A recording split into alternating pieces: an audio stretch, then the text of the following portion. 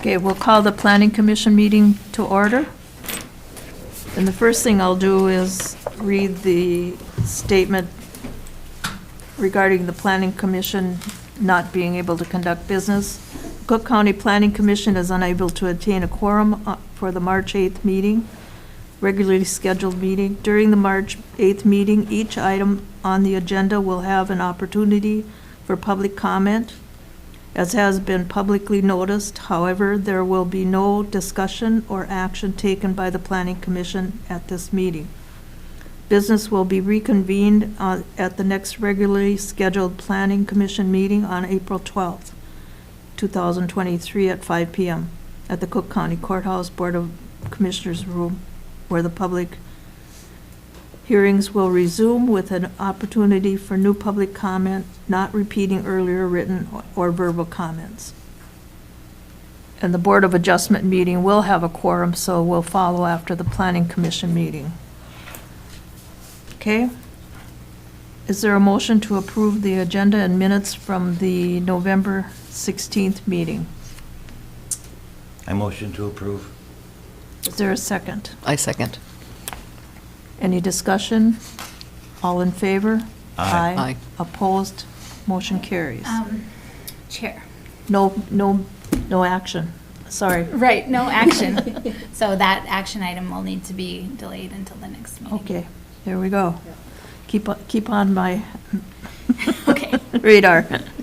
Okay, we'll go to the we're gonna not worry about the bylaws. We'll go to B, the Jamon Boesen request. Thank you, Madam Chair. Mr. Boesen is on our conference line tonight. Jamon, can you hear us okay? I sure can. All right, I'm going to turn up your speaker. Could you try to speak one more time so I can check the volume? Yep, I can hear you. All right, does that sound good to everybody? Yeah. All right. So this application is a rezone request that has been on our agenda for a while now. So due to our lack of quorum, we're going to get started on that here. Let me just pull that report up. Sorry about that. All right. This is a request to change the zoning from general commercial to single-family residential R1 at 100 Temperance Road. The parcel is a 6-acre parcel. It's located within the North Shore Management Zone of Lake Superior. For the zoning requirements, the general commercial zone district is a 1-acre minimum lot size, and the R1 zone district is a 2-acre minimum lot size. For the general project description, the applicant requests to rezone his property at 100 Temperance Road from general commercial to single-family residential. This zone change would bring the current and historic use of the residential lot into conformity with the R1 zone district permitted uses. In its current zone district, the general commercial district, residential uses are conditional use. So essentially the house that's there that he resides in is a grandfathered non-conforming use. The subject parcel is currently abutting the FAR1 zone district to the north, the R1 zone district to the east and south, and the general commercial district to the west. In your staff narrative, you'll see a map on the bottom of page 17 of 258 of your packet that represents those zoning districts. So you'll see the FAR1 is the white up north, the general commercial is the red zone district, and then the R1 is the green zone district. For background, this parcel was created in 2017 through an approved administrative subdivision. The preliminary survey below on page 18 of the staff report is from the 2017 administrative subdivision application. The subject property was originally combined with a commercial property. Earlier in 2022, the applicant received a conditional use permit for a bed and breakfast facility. Due to post-permitting issues with contractors, the applicant has changed his plans and is now looking to rezone the property to allow for a vacation rental permitted use and license. For zoning considerations, this property seems well suited to the purposes of both the general commercial and the R1 zone districts. However, the current use of the property as residential does suggest that the R1 zone district may be a better fit. In many ways, the proposed R1 zone district is a more restrictive zoning district in that there are fewer permitted uses. There's greater side yard and rear yard structure setbacks and a larger minimum lot size requirement. So I have this outlined in the table on page 19 and 20 of the staff narrative. And in there you'll notice that the general commercial zone district, which is the existing zone district right now, is the left-hand column, and you'll notice that that list of permitted uses is much longer than the list of permitted uses that's in the R1 zone district. So essentially, this zone district change would be a more restrictive zoning district in the uses that are allowed there. For public noticing, we originally noticed this application on November 24th of 2022. There were 21 letters of notification sent to adjacent property owners, as well as county departments, the township, and the DNR hydrologist. I'll also add that we then also noticed it for the January meeting, and then we noticed it again for tonight's meeting. And through all those notices, I've never received one phone call, inquiry, or email, or written comments on this request. So for staff recommendations for your consideration, the rezone would allow this property to be used as vacation rental in accordance with the Cook County Vacation Rental Ordinance. I mention that because this is the applicant's primary driver for this use. However, it shouldn't be the only consideration. Also, as indicated in the applicant's application, there's a potential benefit to the public in possible future subdivision of the property for additional residential development. Like I mentioned earlier, this is a 6-acre parcel, and the R1 zone district is a 2-acre minimum lot size. So potentially this could create 3 residential lots total in the future. The rezone to R1 would bring the residential use of the property into conformity with its current zone, or with the zoning district. That's what I have in my staff narrative, and I'll turn the mic over to you, Madam Chair. Okay, And the applicant is on the phone line, I'll just remind you. okay. Is there anyone here that wishes to support this request? Any opposition? Okay, Mr. Boesen, do you have further comment? No, I think everything was laid out pretty well in the initial narrative. Okay, thank you. We'll move on to the next request. Thank you, Jamon. That's it? Yep, that's it for tonight. All right, thank you. Yep, take care, bye. And that'll be Bye. the White Pine Investment Company LLC request. You're the only person in this meeting. Please.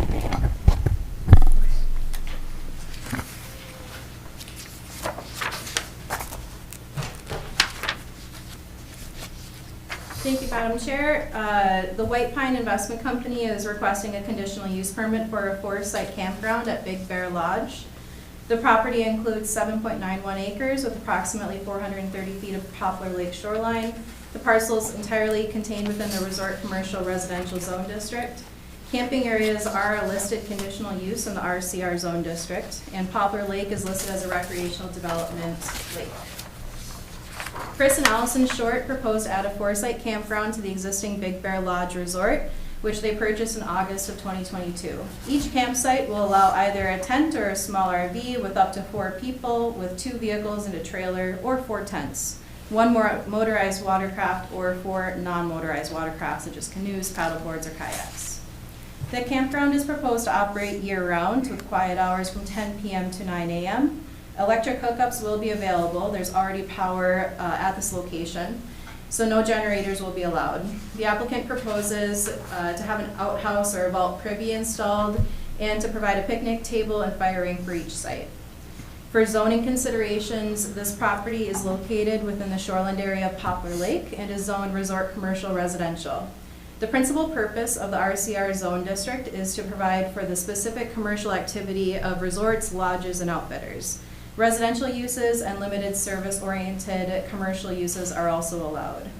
The zoning map on page 32 of the packet demonstrates the subject property outlined in blue and shaded pink, with adjacent properties zoned lakeshore residential in the darker blue, and the forest agriculture residential FAR3 zone district shown in yellow. I have listed the different permitted and conditional uses on page 33. I bolded item 1 under conditional uses, which lists camping areas, public or private, tent or vehicle, subject to all applicable state standards. The proposed activity meets the definition of a campground per the Cook County zoning ordinance, which is defined as an open-air recreation area where temporary shelters such as tents and travel trailers are intended to provide short-term occupancy. The proposed activity will not require a Minnesota Department of Health license, as it is below the 5-unit threshold for a recreational camping area. Minnesota state rules define a recreational camping area as any area, whether privately or publicly owned, used on a daily, nightly, weekly, or longer basis for the accommodation of 5 or more tents or recreational camping vehicles, free of charge or for compensation. I included some references to the Cook County Land Use Guide Plan, which identifies commercial facilities meeting the needs of residents and visitors under the commercial guidelines, as well as the future of the Gunflint Trail kind of vision statements.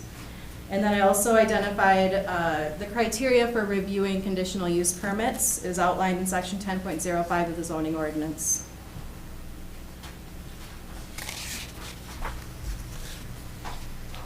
For background, the property is a part of the Big Bear Lodge Resort. The previous owners already cleared the land where the proposed campground is located with the intention to place a shop. Electric and vehicle access is already established to the proposed project site as well. For septic, the applicants have reached out to Mitch Everson, the Cook County Environmental Health Officer, to discuss sanitation needs of the campground. Mr. Everson indicated that an outhouse or a vault privy would be sufficient to serve these sites. As such, the applicants have indicated in their application that they intend to place an outhouse or vault privy up near the campsites. The area for the proposed campground has already been cleared and compacted. Minimal increase in impervious surface coverage will occur from this use. No wetlands are located in the area of the proposed project location. The proposed campground is at the top of a hill, which may increase the likelihood of campfire smoke, sound, and light from the campground to be more observable to other properties or the Gunflint Trail. There is a steep slope to get to the campground site, but the slope does not meet the criteria of the bluff. The driveway from the Northwoods Loop and Gunflint Trail are already established.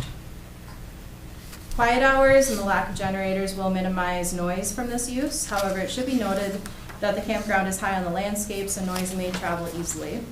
There are a few details in the application regarding lighting. This would be a good discussion point at our April meeting to further discuss.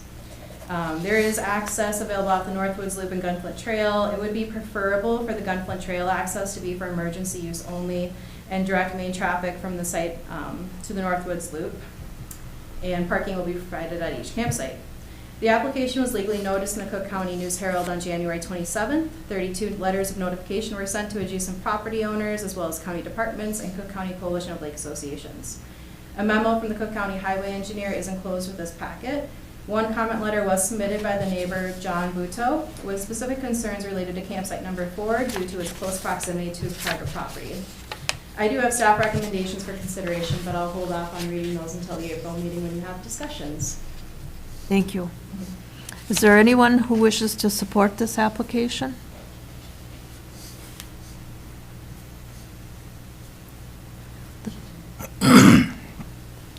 I'll have you My name state is your Biz name and Clark. address. I live at 130 Poplar Lake Lane, and I know this property well. I am very much in favor of this. I think the couple that bought Big Bear and are providing new services for the community, this would be just one more. And I think it represents a good example of young people coming into the county, being very entrepreneurial, and I strongly support this petition. Thank I don't you. know if they're here or not. Thank you. That's On good. the way home, I'll chat with them. Thank you. Is there anyone who wishes to oppose the petition? And the owner is not here? Okay. We'll move on to the next item, which is the Ryan Thompson Pine Martin Trailer Court request.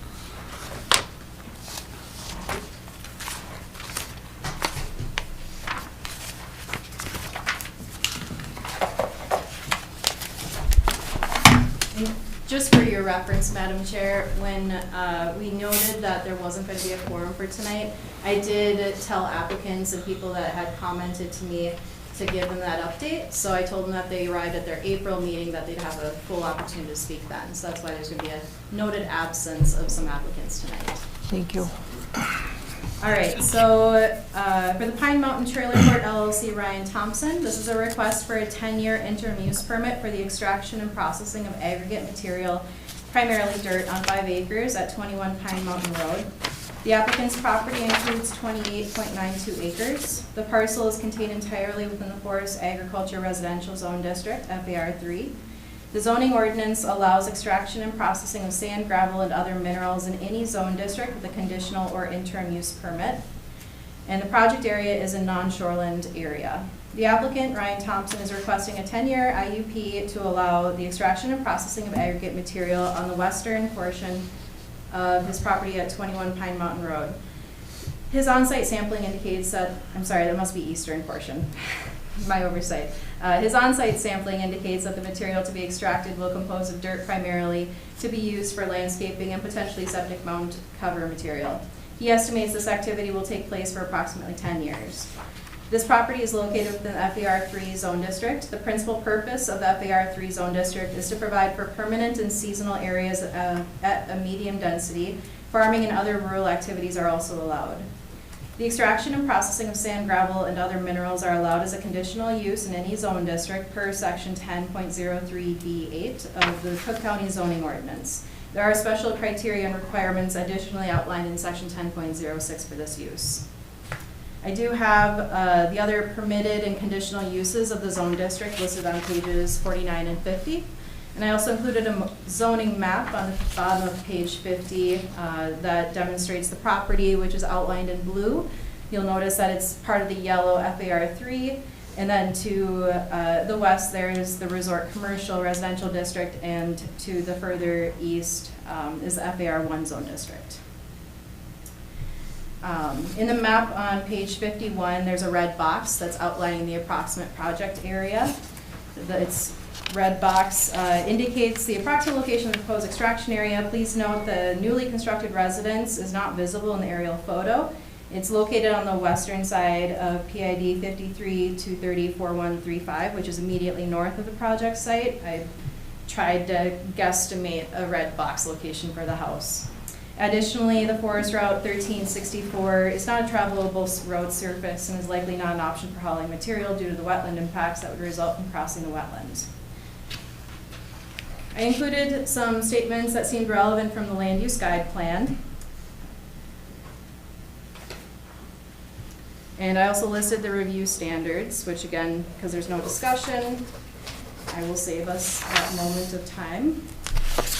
For background, Mr. Thompson worked to subdivide his property between 2006 and 2013 to create the parcels as shown on today's zoning map. This subdivision created the 2 parcels I have noted there. The shared driveway that serves these parcels is proposed to be the access route for the gravel pit. I referenced the documents here that were created for the easement for those lots. As referenced in the letter from the neighbors, Mr. and Mrs. Crawford, in their written comments, the easement does stipulate that the use is limited to normal to private residential use of the property. Please note that in all the aerial photos, the newly constructed residence and the adjacent property immediately north of the proposed project area exists, but it's not visible due to its recent construction. The subject parcel that's this proposal is on also hosts the Pine Mountain Residential Trailer Court, which is owned and managed by the applicant. There is a wetland delineation that was completed for the subdivision. The wetland map has been provided to Mitch Travis, the wetland specialist, for his review. The wetland delineation can be reviewed and potentially reapproved once growing conditions are available. The project area is relatively flat. Noise is likely to be generated from this activity. The applicant has proposed operating hours of Monday through Friday from 7 a.m. to 5 p.m. for screening activity. The application does not clarify what outdoor lighting would be used for this project. Given the hours of operation, lighting may not be necessary, but it should be discussed and clarified and potentially added as a condition of approval if necessary. The applicant is proposing to use the shared driveway with the parcels to the north. There is a private easement that provides access to this project area that was created during the subdivision process. The private easement recognizes it was intended for residential use. In order for a CUP to be issued, the applicant should demonstrate that there is safe legal access from the public road for this use and activity. If the existing easement does not support the proposed use, then the burden is on the applicant to demonstrate that an alternative adequate access is available to support the proposed use. Invasive species management should be monitored by the operator to ensure materials aren't contaminated and further spreading invasive species. And I included a memo from the Cook County Ag Inspector in there. The application was legally noticed in the Cook County News Herald on February 10th. 25 letters of notification were sent to adjacent property owners, as well as residents of the trailer court, Cook County departments, and the DNR hydrologist. Cook County Soil and Water Conservation District provided a technical memo regarding restoration options, and additionally, the Cook County Highway Department Ag Inspector provided a review and will assist the property owner with invasive species management. One written comment was submitted from the adjacent property owners, Rick and Cindy Crawford, north of the project area. Their primary concern is access to the site, and they ask that alternative access options be considered so that trucks are not regularly using their shared driveway access to their residential property. Their comment references the driveway easements, and I also included the amended driveway easement for the current location. I think I don't really know how far to go here, guys, so I'll just stop there. So, Okay. there you have it, Madam Chair. We'll go over my considerations for your discussion at the next meeting. Thank you. Okay, we'll move on to the next. Did you want to provide the public comment part? Oh, okay. Is there anyone here who wishes to support this request? Okay, anyone who wishes to oppose the request? Can you step forward to the mic, please?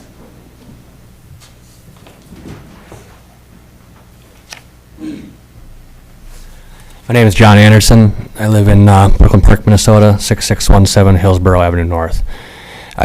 If I have a say in it, I would rather not have a gravel pit using the joint easement across my property and Rick and Cindy Crawford's. Thank you.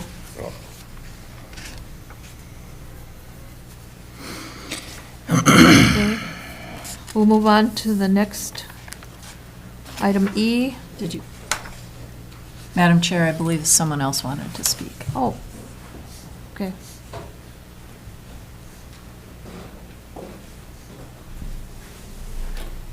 Hello, I'm Rick Crawford, homeowner, married with Cindy, and I guess the problem we see happening is we just don't want to see our house value completely go down the tank because we have truck traffic going in front of our house. We're concerned about dust going across, what's going to happen behind us.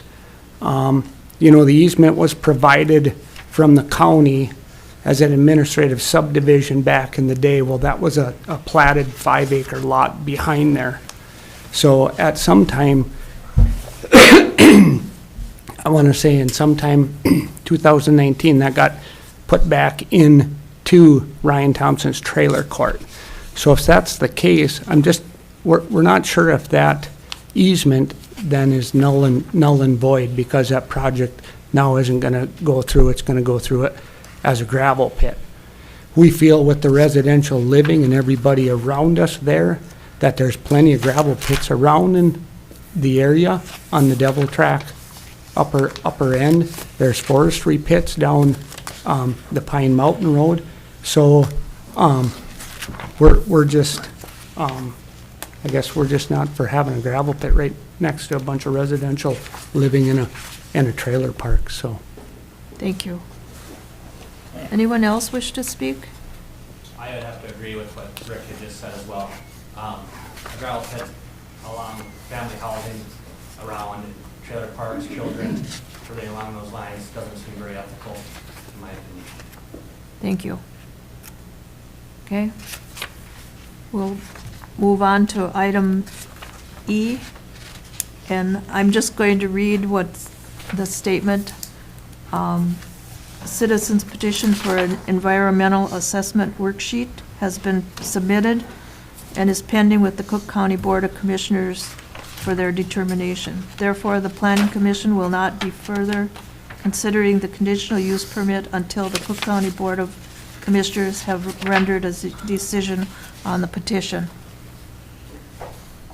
Should the county board decide the EAW is needed, The environmental review process shall be completed before further consideration of the conditional use permit application. Should the county board decide the EAW is not needed, the conditional use permit will be reviewed by the planning commission at its next regularly scheduled meeting on April 12th. During that time, the public will have an opportunity to provide comment in person. Thank you. Okay. And we're going to not worry about the F? We should still provide opportunity if there's anybody here to comment on them. Okay. On the subdivision zoning ordinance proposal? Anyone wish to speak to the zoning ordinance amendment with the surveyed farming prohibition? Okay, we'll move. I don't know if we can even adjourn, but we'll stop the meeting. Okay. Close the public hearing. Close the public hearing. Thank you. Okay, we'll move on to the Board of Adjustment meeting.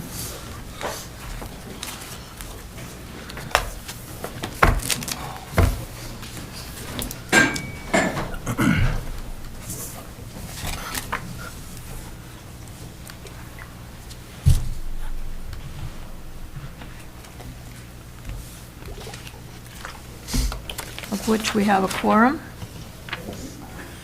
So we'll call the meeting to order. And we'll ask for the minutes for the January 11th meeting to be approved or amended. I make a motion to approve. Is there a second? I second. Any further discussion? All in favor? Aye. Opposed? Same sign. Okay, we'll go on to new business. Peter and Carol Harris request. Thank you, Madam Chair. This is a variance request for relief from the Cook County zoning ordinance to place an accessory structure, a garage, at a reduced road setback, 23 feet from center line, where a minimum of 50 feet is required on a substandard lot of record, which is 0.48 acres, located at 1628 Cropville Road. The applicant's property includes 0.48 acres with 152 feet of Lake Superior shoreline. Parcels contained entirely within the single-family R1 zone district in the shoreline to Lake Superior and within the North Shore Management Zone. Newly created lots on Lake Superior within the R1 zone district must be 1 acre in size and 200 feet wide at the structural setback. The applicants, Peter and Carol Harris, are requesting relief from the road setback requirements of Cropville Road to place an accessory structure, a 24 by 28 garage on the property at 1628 Cropville Road.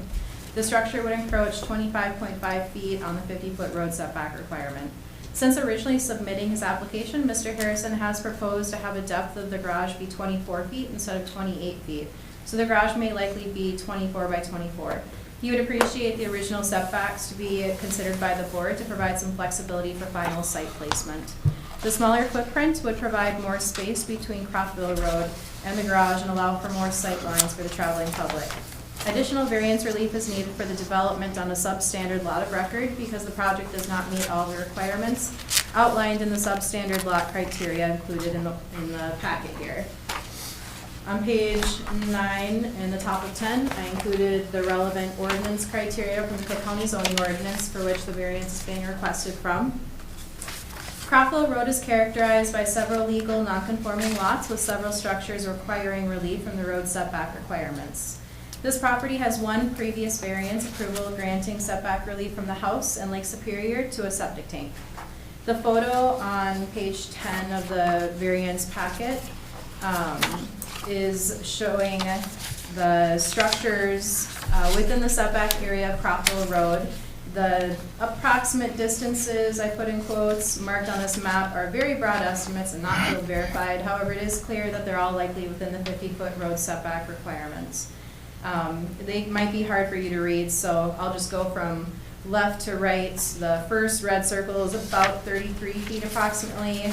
The middle red circle is about 29 feet. And then the farthest east is about 42 feet. Again, all desktop analysis, just demonstrating they're all pretty well within that 50-foot setback, right in the vicinity of where this proposal is located. The 0.48 acre parcel has several existing grandfathered structures which vary in levels of conformity. The assessor's records indicate the effective year built for the house and cabin are 1980 and 1975 respectively. The effective year is the functional use of the structure. They certainly were constructed much earlier than that. The property has an existing septic system. The Cook County Environmental Health Officer, Mitch Everson, has reviewed the proposal and identified a septic inspection request form will need to be submitted in conjunction with the issuance of any land use permit within the shoreline district. Additionally, he did suggest that the landowner explore possibly locating the pressure line between the tank and the mound with a maintainer's detection equipment to ensure the garage placement wouldn't affect the pressure line between the septic tank and mound. Impervious surface coverage of lots in shoreland must not exceed 25% of the lot area. The addition of the structure does not appear to exceed the 25% requirement. No wetlands will be impacted from the proposed development. The property is relatively flat and slope is not a factor in the need for the variance request. The application was legally noticed in the Cook County News Herald on February 10th, 2023. 36 letters of notification were sent to adjacent property owners as well as county departments, DNR hydrologists, and the North Shore Management Zone. A technical memo from the Environmental Health Officer is enclosed regarding the need for this new septic compliance inspection. 4 comment letters in support of the request were received. Comment letters identify that the setback relief would be consistent with the character of the neighborhood and would have no detrimental impacts. I have a list of the landowners there with their support, and the letters are included in your packets. The review criteria for variances are outlined on pages 1, 2, and 7. Among other things, the Board of Adjustment is tasked with determining if the request is reasonable, whether it will change the essential character of the area or the locality, and if there's a practical difficulty not created by the landowner. Considerations to these criteria include the following. The Cropwell Road neighborhood includes many legal non-conforming lots and their subsequent development. The slow travel speeds of the road lend a more favorable view of the variance. A benefit of this project would be to provide storage space for the applicant's vehicles and belongings. Relative to the lot size, there is a lot of pre-existing development on this lot already. 2 dwellings on a 0.48 acre lot does not leave much space for a garage, hence the need for the variance. The long-time existence of 2 dwellings on the 0.48 acre parcel has removed most of the buildable area. Cook County Assessor's records indicate that the house's effective year built is 1980 and the cabins is 1975, so both structures are legal nonconformities. With the applicant's amendments to their request, it is possible that the garage would have a further setback from the road, ranging from the original 24.5 feet from center line to a possible 28.5 feet from center line. The size proposal of the garage of 24 by 28, or 24 by 24 potentially, the BOA should discuss whether this is a reasonable request based on the lot size. And the Cook County Highway Engineer did not have any comments or concerns to this proposal.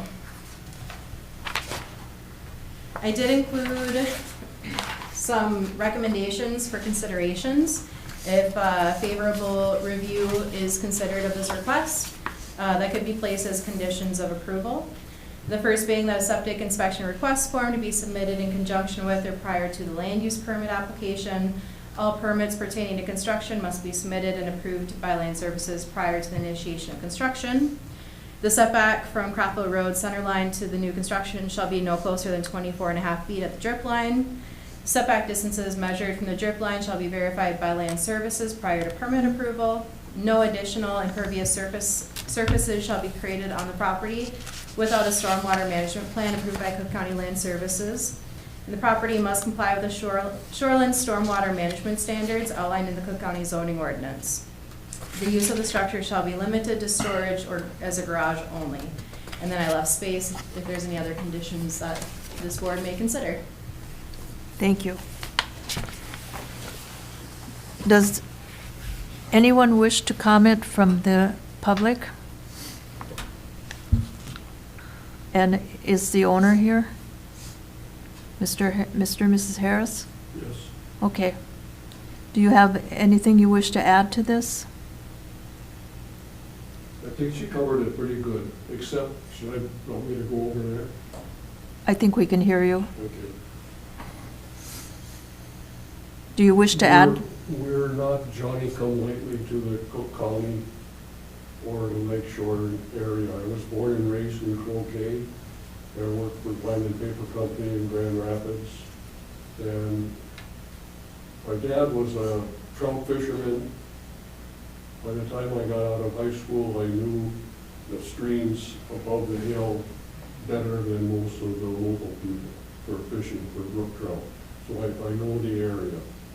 My wife and I, Carol, is from Michigan, Island Park. We were married and spent our honeymoon at Lamb's Cabins. And this June 13th, we got married on a Friday, will be our 65th wedding anniversary. We had to buy a cabin because my job, the place where we like to stay, either at Lamb's or just down the road from them, you had to make a reservation for the following year for your week, and I couldn't always guarantee I'd get that off. So that's why we bought our cabin, and we've owned it for 34 years. It's one of those lots where Joe Croft said it goes, these lines go from this tree to that pile of rocks, and it goes over to a little bit. And it actually, our lot was two separate lots, with the cabin on each one. That when the same owner finally bought two of them, they were joined in that manner, and they've been that way. We've been responsible owners. We have put rock revetment on the shoreline to stabilize it, prevent washing out. The property has a seasonal stream running through it, and that dries up in the late summer and runs in the spring. We put revetment on that and prevent erosion. Great, thank you. So, is there anyone who wishes to oppose this request? Okay, we'll close it for public comment and have the commissioners discuss the request. Mike? I can't approve it. Lot's way too small. They got a cabin that's a firefighter nightmare behind the garage that they intend to build. I just can't see it. I can't see it happening. There's sleeping quarters in the cabin. Garage right there, it's so close. Can't approve it. Okay. Well, I did a drive-by of the site, and the addition of a garage in that neighborhood, to me, appeared to be compatible with, I saw other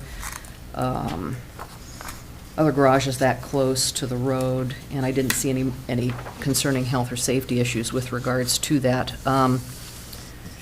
I saw their vehicles in the driveway, and it seems to me, having a garage there to have the vehicles in, as noted in here, seems reasonable. It just seemed compatible with the Lakeshore neighborhood. Okay. I'm leaning in that direction myself.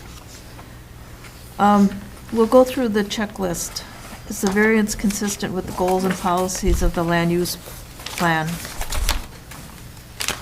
And that's page 7. Mm-hmm.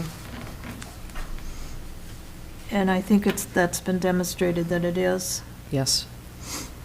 Mike, step in if you have an objection. Is the proposed use of the property allowed in the land use district in which the property is located? That's a yes. Yes. Is the property owner proposing to use the property in a reasonable manner not permitted by the Cook County zoning ordinance? Yes. It's reasonable, yep. Is the property established that the practical difficulty involved is due to circumstances unique to the property, not created by the property owner? I would say yes. Well, I think the cabin and the house are just in the wrong place. I don't see that being, I don't think that's one of them. I don't think that works. That's the only property out there that's got that many structures on that, and it's so little. I can't approve it. Okay. I believe it's a practical difficulty that is unique to the property based on the fact, it's not something that's been purchased 2 years ago wanting a big expansion. It's a property that's existing and due to aging and well-being, I can see it being a practical difficulty. I also see it as a practical difficulty, and I see the request as reasonable. Okay, let's go to number 5. Will it maintain the essential character of the locality? I say yes. I don't. I disagree. Okay, It's gonna put the garage right on the road. It's way too big a garage for that situation. I'd say if you cut it down to 20 by 20, it might be something we could consider. All the offsets are being totally blown out of the water. Everything. so I'm gonna think about that one. Has the property owner established the practical difficulty involves more than economic consideration alone? would I say think yes. it's just economic consideration, because if he gets a garage in there right now, he can sell the property at a premium, and if he doesn't get a garage in there, it's not gonna be a premium. I don't agree. I also don't agree.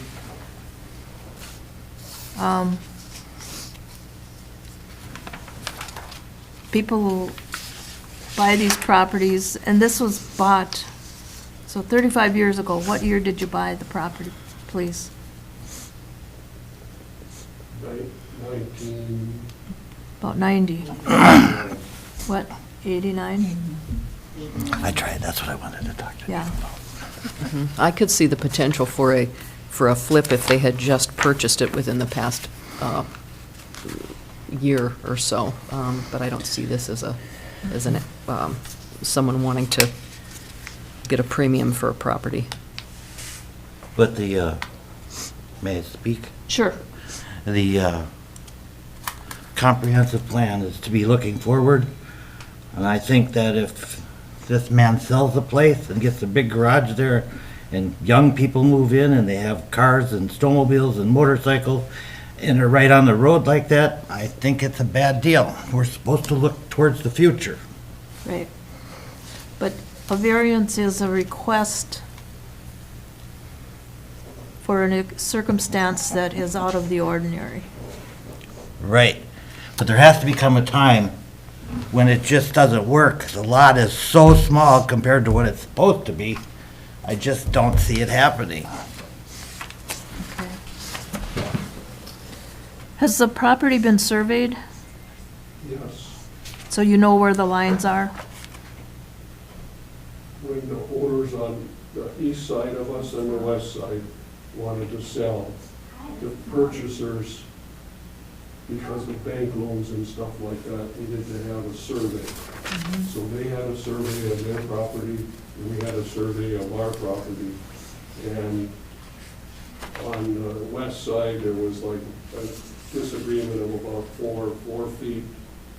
And we amicably decided where the property line would be, and there were stakes in the ground, so that's cast in concrete, It's established. and the same thing on the east side. Is it all right to ask Mr. Michael if he has looked You can at our ask me. property? You can ask me and we'll direct it to him. Is it all right I'd to? like know if the members of the Board of Adjustment have taken the time to drive by, like the one lady has, to look at our property, and to look at the property on the Crockville Road. I've driven by, not specifically looking. I've actually walked the road a few times. And I don't know which property is yours, but I'm familiar with how the neighborhood is and how it's laid out. And I believe it fits quite well with the character of that road. Not your best development, but it's long established. So, Any further comments from the commissioners? Planning Commission? Again, I think it's a reasonable request, and I would support it. Okay, do you want to make a motion to that effect? Let's see, do we want to discuss any of these conditions Yes. first? Let me ask first, is it reasonable to ask that a smaller size be considered?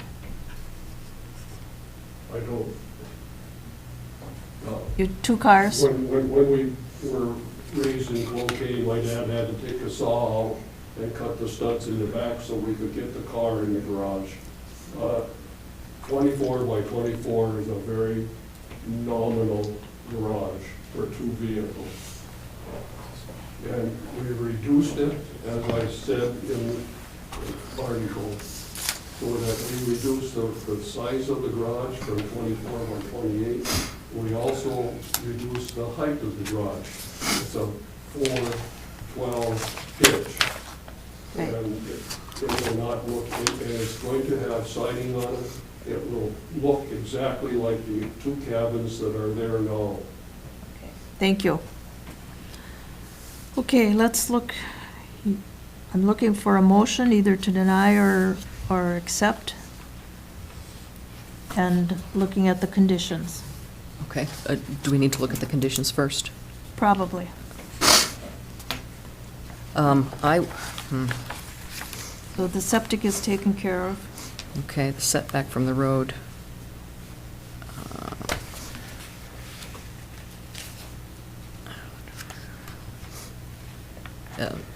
I agree with 2 and 3. And 4 because of the small lot size. Okay, I would make a motion to approve the request for a 24 by 24 garage based upon the conditions 1 through 6 as outlined in the background information we received. Okay. Are there any other conditions we'd want to consider?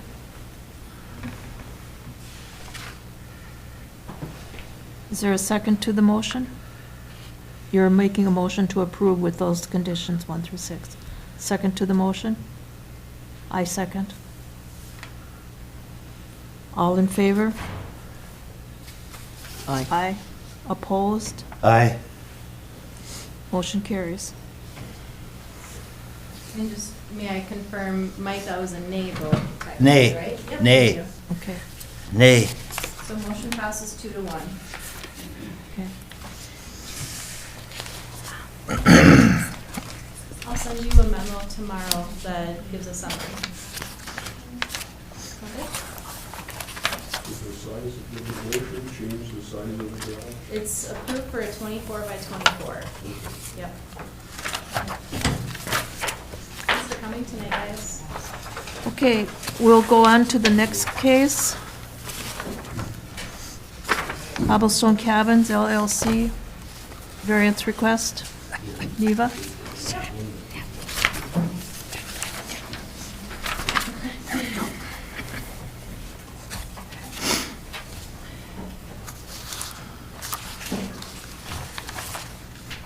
Cobblestone Cabins LLC is requesting a variance for relief from the Cook County zoning ordinance to place a dwelling at a reduced side yard setback of 8 feet, where a minimum of 50 feet is required, and at a reduced MnDOT right-of-way setback of 10 feet, where a minimum of 35 feet is required, located at 6660 West Highway 61. The parcel includes 4.21 acres and approximately 385 feet of Lake Superior shoreline. Property is contained entirely within the resort well, not entirely. This area is within the resort commercial residential zone district and shoreline to Lake Superior within the North Shore Management Zone. Newly created lots within the RCR zone district must be 5 acres in size and 300 feet wide at the structural setback. Jan and Catherine Horak are requesting relief from the side yard setback and MnDOT right-of-way due to the bike trail to build a 2-story home where the foundation from a previous cabin still exists. The cabin is proposed to be placed 8 feet from the side yard line and 43 feet from the center line of the bike trail, which would be approximately 10 feet from the right-of-way by my measurements. The new residential structure would serve as a home for their children. In 2018, a previous variance request was unanimously approved for this project, or a version of this project at least, by the Cook County Board of Adjustment with conditions. However, the owners did not move forward on the project, and the 3-year variance approval window was ended. I did include the ordinance citations for the zoning district requirements on page 33. In evaluating the road right-of-way, or the MnDOT right-of-way setback, the MnDOT right-of-way appears to be 66 feet wide, thereby making the setback relief requested to be 43 feet, setback from center line, minus the 33 feet right-of-way width on the south side brings me to a 10-foot setback request from the right-of-way. The ordinance standard of 35 feet from right-of-way means that the structure is requested to encroach 25 feet into that setback area. For background, the Horak property, Cobblestone Cabins, was purchased through a contract for deed in 1974 with clear title granted in 1988 and includes 8 cabin units focusing on seasonal availability. Cabin 9, which was known as Grandma's Cabin, was originally constructed in the 1920s as a part of the North Shore Hotel, which is now Chateau Nouveau, and was transported to Cobblestone in 1975. Structural integrity of the cabin as of the 2018 variance was greatly diminished and was then assigned a 60% depreciation value by the Cook County Assessor's Office. Since then, cabin 9 has been removed or torn down. A new septic system was installed specifically for this cabin in 2012. A well was also drilled to serve this site.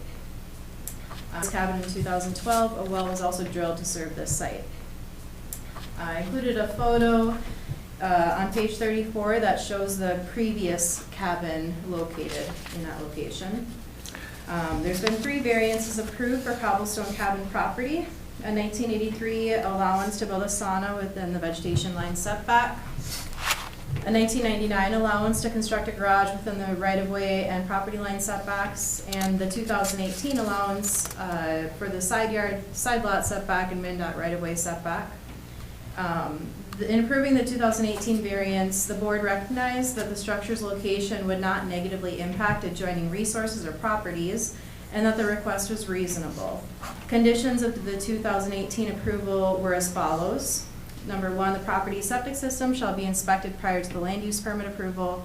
Number 2, the property shall comply with Minnesota Rule 7080 and the Cook County Septic Ordinance. Number 3, the property owners are encouraged to establish survey lines on the presumed Cobblestone property as per a MnDOT letter. This was not a requirement, note the word encouraged. And number 4, no component of the new cabin construction shall be closer than 8 feet from the eastern property line, 42 feet from the bike trail center line, or 20 feet from the septic treatment mound based on drip line measurements. And all other RCR zone district requirements shall be met during construction. For site conditions and considerations, septic, the new cabin will utilize the existing septic system that was constructed in 2011 and the existing well that was drilled in 2011. The septic system was inspected on April 23rd, 2019 and remains compliant with Minnesota Rule 7080 and Cook County septic regulations. See the Environmental Health Officer memo enclosed. There are no issues with impervious surface coverage nor wetlands. The parcel is sloped at approximately 14% with drainage towards Lake Superior. However, there are no bluff or steep slope issues associated with this project. The application was legally noticed in the Cook County News Herald on February 10th, 2023. 53 letters of notification were sent to adjacent property owners, as well as county departments, DNR hydrologist, MnDOT, and Tofty Township. The Environmental Health Officer, Mitch Everson, provided a memo identifying the existing septic as compliant. Additionally, 2 comments were received in land services by the comment deadline. One was from Daryl Kirschman from Laveau Ridge. He noted that the proposed structure appears taller than the original structure but has no objections to the variance request. He requests that all exterior lights be directed downward to prevent light pollution. Additional comments regarding exterior lighting on neighboring properties were also included in his comment. And then Grant Carlson, an abutting neighbor to the east, he supports the request. He identified the geometrically challenging lot shape and the previously existing cabin. It should be noted that in 2018, MnDOT provided a comment letter to the previous variance request, but MnDOT didn't provide a comment letter for this variance request. The original MnDOT comment is included with the staff narrative for your reference. The comments aren't opposed to granting the variance, but they do strongly encourage the property owners to have a professional survey done to identify the property boundaries. This recommendation was reflected under the conditions of approval, again as a recommendation and not a requirement. See condition number 3 under the 2018 variance approval conditions listed on page 5. In this summary, staff included language that requires the survey for property lines to confirm the setbacks for the Board of Adjustment to consider as an option. Staff recommendation for consideration. The subject property is irregularly shaped and includes frontage on multiple MnDOT right-of-ways.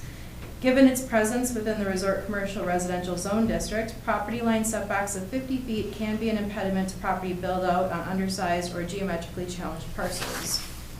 Given the condition of Grandma's cabin, the Horacks have decided to tear down and rebuild as a family residence are in their best interest. Prior to the tear down, the original cabin was 794 square feet and was 7.5 feet from the property line and 52 feet from the Minnesota DNR bike trail center line.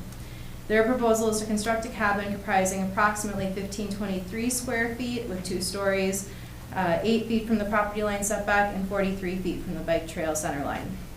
Land Services does not view this request as unreasonable and understands the practical difficulties when dealing with a nearly 100-year-old cabin. We do note several concerns, however, including the need to address the right-of-way variables expressed in that MnDOT 2018 review, the need to maintain a 20-foot setback from the new cabin construction and the septic treatment mound. The review criteria for variances are outlined on pages 1, 2, and 8. Among other things, the BOA is tasked with determining if the request is reasonable, whether it will change the essential character of the locality, and if there is a practical difficulty not created by the landowner. Considerations to these criteria include: there was a residential structure in this location previously, which did not cause any issues. The new structure size is larger than the original structure. The Board of Adjustment should determine if the house size is reasonable. Housing is an identified need in Cook County. Approval of this variance could be under the condition that the structure shall only be for single-family residential use only and not for rental. With this condition, the setback, or short-term rental, I should say, with this condition, the setback requested would be closer in harmony with the property on the other side of the property line, which is zoned R1, and has a structure side yard setback of 10 feet. Given the MnDOT right-of-way is for a bike trail and is also used for a driveway rather than a high-speed highway, it does not seem that the relaxed right-of-way setback would have an adverse impact to the safety of the traveling public. If approved, the following conditions may be attached to this variance request. Number 1, the property's septic system shall be inspected prior to land use permit approval. Number 2, the property shall comply with Minnesota Rule 7080 and Cook County Septic Ordinance. Number 3, property owners are encouraged or required to establish survey lines on presumed cobblestone property. Number 4, no component of the new cabin shall be closer than 8 feet from the eastern property line, 42 feet from the bike trail center line, and 20 feet from the septic treatment mound based upon drip line measurements. Number 5, all other RCR zone district requirements shall be met. Number 6, the structure shall be limited to single-family residential use only. Number 7, the structure shall be permitted only where and as depicted in the variance application. And number 8, any other conditions the applicant suggests during the hearing to address concerns or the Board of Adjustment deems necessary. That's what happens, Madam Chair. Thank you. Is anyone wishing to oppose this request? Is someone? Pretty invisible. Can I ask a question? Sure, we're gonna get, you're next. We would like to talk to the owners and see what they've got to say, if it, so, go ahead. We would be in favor of all those conditions. The only point we'd like to, so we're within the, we just had it inspected in 2019, and we haven't used the septic since 2019. It was capped, and until the new construction came. Do we have to have it inspected again now? Because it hasn't been used, and it passed, and it hasn't been touched. It was passed, capped, no new construction, and we were just waiting to use it. I would guess that's up to Mitch Everson. I can answer that, Madam Chair. Yeah, Sure. that's what his memo was saying, is that the septic is compliant. It doesn't need another inspection. It's more so just a blanket statement saying, follow the septic rules. Okay. Makes sense. Okay, do you have anything you wish to add or comment on as far as the Well, He needs a house. I need a house. My fiance is due in June, and it's hard to find housing in Cook County, and it would be, I mean, there's a good septic and a good well, and built-in babysitters next door, so we don't plan on renting this. We plan on living there, so. And just to give you some history about Cobblestone, my mom Kathy and my dad Jan bought it. My dad bought it, what, 73? And so my dad and my mom still live there, and they plan on dying there. And so Noah and I live just up the street, half a mile. We have kind of started helping out. I would say I'm sort of the maintenance. He's the guy that builds everything, all our trim, and so we're taking care of the resort, helping our parents stay there for the rest of their lives, and hopefully take it over. We don't want it to go, we don't want to see it sold. The plan is to keep it a family-run resort forever. That's kind of the dream, right? But we need to be able to have Noel live on property. I am fortunate enough to have a house just up the road, and this would allow us to keep our parents in the main lodge at Cobblestone and enjoy their years there, because otherwise, Slaving away. I think if we had to live together, we'd probably kill each other. So, I know Michael would happen to my house. Okay, we'll close it to public comment, and I'll ask the planning commission to comment. So we start with you, Mike? Okay, can I, on page 4 and 5, you have photos of this. These blue lines, what are the blue lines? That's the property line. You have property lines running through buildings. So if you're identifying the garage, that's pre-existing, right? But you have different properties. I'm it's a confused. setback line running through. That's the a garage. setback. Yep. That's running right through the building, that's a setback? Yeah, Yep, that's been that yeah, garage. that's already there. That was there when it was Old Highway That- 61. yeah, so that- So these are all different lots here? When did we purchase that lot? This one's that 99? No. They're all different lots. It's adjacent, it's connected to Cobblestone Cabins now, but it wasn't originally. From what I found out, Cobblestone Cabins is a rental outfit. Yes. Yep. And it's our home, Yeah. yeah. We live there, we homestead there. And they've raised their family here and been part of the community since '73. And that's kind of how it goes. If you acquire property as you go and can afford it, it increases the size of the resort. Yeah, but you've got it all broke up into properties. I would think it would be one property, not several. So that's No, what, it it is now one property. That was the contention when we went in, and the last of, we had a survey done in 2019, and we made that property part of the resort property. And that's why we would support so that it doesn't become a rental, if you guys want to put a condition that this will be only for housing, we totally support that, because we don't want to try and pull the wool over anybody's eyes. We don't want it as a rental property. We decided we were going to turn Grandma Kruger's, which was a rental, which we had as a rental for years and years and years, we decided to turn it into housing. For my sister, who then bought the property across the street because it came up for sale and it's a good deal, and she picked it up. COVID hit, we weren't able to build anything in 2020 because of COVID. We lost our 3-year window. Building materials have come out of the stratosphere now, and it's affordable to build. That's why we're here. So we need to build a house there for our family. Madam Chair, can I ask them a Yes. question? Okay, so you did get a survey. Yes. You've got a survey. And you'll notice in the pictures, there's a fence. We put a fence on the property line so that our neighbor, is it Carlson? Yeah, Grant. Grant Carlson. That was put up. Lance, it's Grant Carlson. So that there's absolutely no, this is, Question. there's no Okay, question. This is the property line. thanks for the clarification. These I blue did- lines don't really mean much, because it's a Cobblestone LLC owns all But of you these told me they were lots. property lines. There. It means a lot to me, So the property lines. Okay, But it, Clarify? yes. Okay, so I would like to clarify, this is my oversight, I should have included a larger scoped map, so my apologies, everybody. I didn't know about the survey, so I would have changed my recommendations had I known that, so sorry about that too. So what you're seeing on the map there, Mike, Which page? let's go to page they're pretty much the same, but let's go to page 5. So where you see the blues, okay? So do you see where that garage is, where the garage is mostly right next to the bike trail and driveway there? That is a MnDOT easement, and then once I'm done, we'll give, maybe Madam Chair would give the mic to the applicants to further explain. But what you're seeing in the blue there, Mike, is the applicants own the blue triangle where the 0040 parcel is, where the proposed cabin is. And then they also own, it's the same parcel, it's just separated by this MnDOT easement right of way. They own the part that's between Highway 61 and that cabin.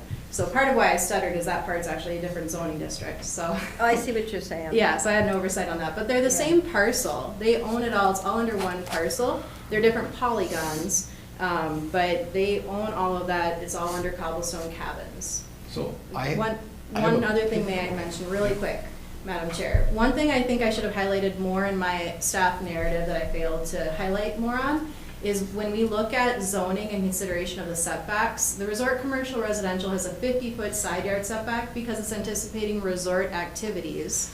Whereas they're proposing, and that's why I have it as a proposed condition, they're proposing a residential use, a single-family home, which if you look at that neighbor on the eastern lot size, that's a residential zoning district. They have a 10-foot setback.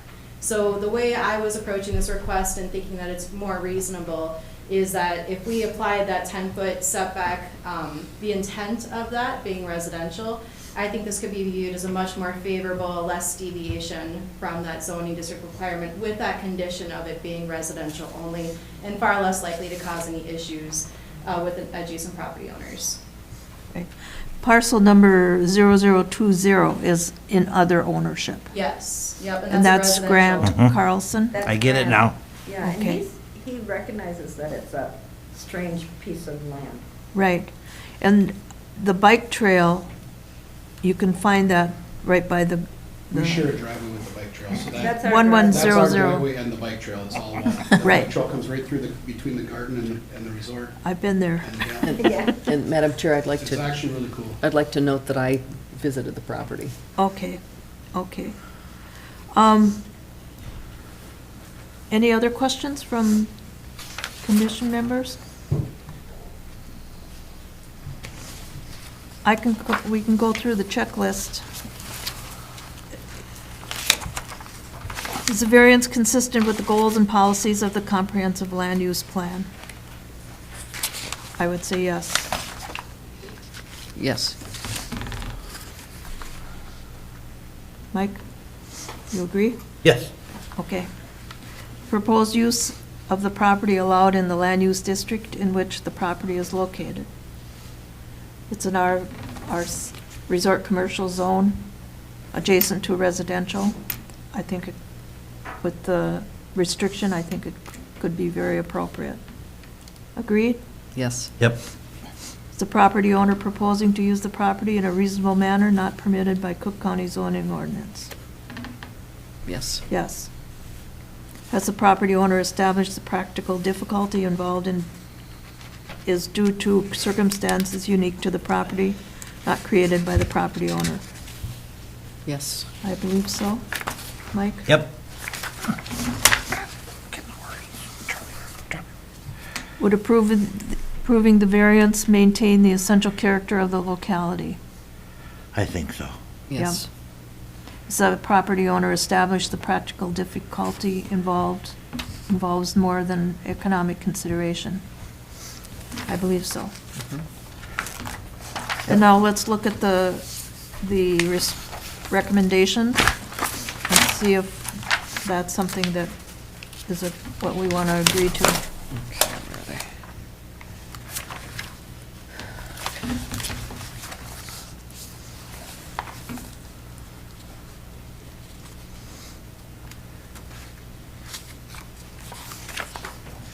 Gotta That's find, That doesn't have anything to do with it. 37. okay. Septic system, that seems to be dealt with. The property rule 780, that's dealt with. I'll make a motion. Survey, Judy, okay. I'll make a motion. Go ahead. Okay, I make a motion to approve with all of the conditions except number 3. I'd like to change that to no rental. I think it says that down. That's number 6. That's number 6. Residential use only. Single-family residential. Okay, then just eliminate number 3, and I'm good. That's what I do. Okay, Um, so you want to make that motion? I made the You did? motion, yep. Is there a second? Can I modify? Mike would 'Cause need to I say modify. no. What do you want to do? I would like, they have a survey, but I would like to see that required. So they have it already, but we need that on file? I thought they just had it surveyed. So if you look at the GIS map, you'll see that now everything's combined, our survey is on file with the county. Okay, So you guys okay. can go to the recorder's office and see it. okay, very good.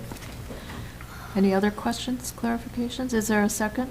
Neva? Madam Chair, may I really quickly, I propose that maybe the motion be amended to strike number 1, since that was an oversight on my part, and the inspection is not needed for the septic system. Okay, Okay, and number 2 covers it anyway. That'll take care of they that. still have to have it checked out. I mean, not tested or anything, but somebody needs to Bitch look has at it to- after it's been shut down for a year. Okay, Just have so- it looked at. So a motion's been made to approve the variance request with 2 through 7. Is there a second? Well, 3 doesn't, With I don't- omitting 3. they've I already believe. had the. 2, 4, survey. 5, 6, 7. Correct. Yes. Is there a second? I'll second that, yeah. Any further discussion? All in favor? Aye. Aye. Opposed? Motion carries. Thank you. Got your work You're cut out. welcome. Welcome back, Noah. Thank you. Awesome. Okay, time to build a house. by June. Yep. Okay. Good luck. Thank you. There is no other business. Is there a motion to adjourn? I'll make a motion to adjourn. I'll second that. We're done. Thank you.